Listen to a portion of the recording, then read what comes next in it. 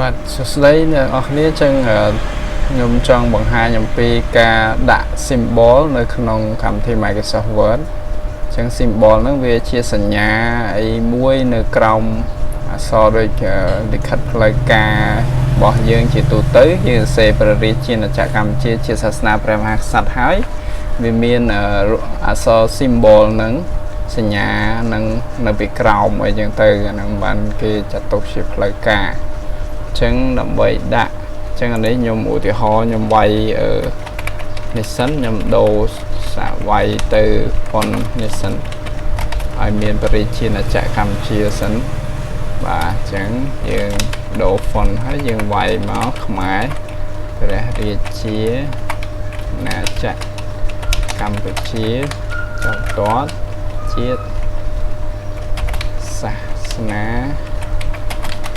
ព្រះមហាក្សត្របាទយើងចូលបន្ទាត់មកអញ្ចឹងវាមានកន្លែងបន្ទាត់នេះវាមានសញ្ញាអីតិចអញ្ចឹងទៅអញ្ចឹងហ្នឹងគេហៅថា symbol តែដើម្បីដាក់ symbol ហ្នឹងយើង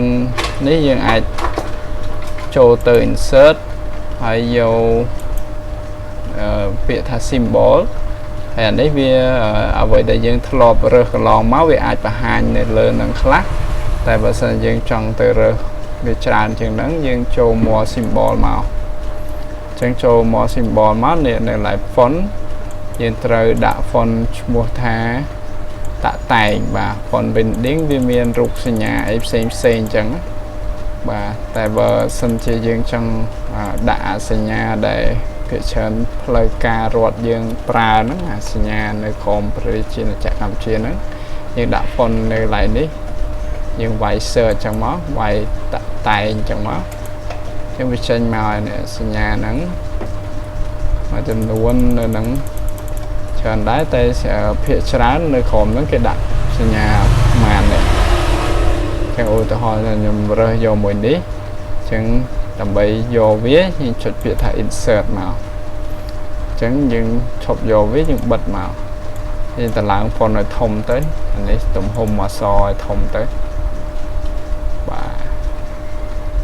ចឹងជាទូទៅយើងឃើញនេះចឹងហើយអានេះកម្រិតរបស់វាឧទាហរណ៍រៀងឆ្ងាយគ្នាយើងចង់លុបអាកម្រិតនឹងចោល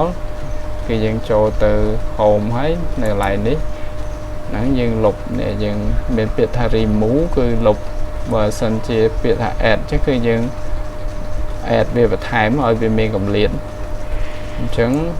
ទីមួយយើងអាចយកអាហ្នឹងបើសិនវាជាប់អាហ្នឹងយើងយក remove ទៅវាអស់ហើយអញ្ចឹងចូលម្ដងទៀតមានតែ add មានដាក់ឲ្យវាកម្រិតវិញតែពេលខ្លះវាអត់ជាប់អាហ្នឹងឯងវាជាប់អានេះកម្រិតអក្សរ paragraph នេះ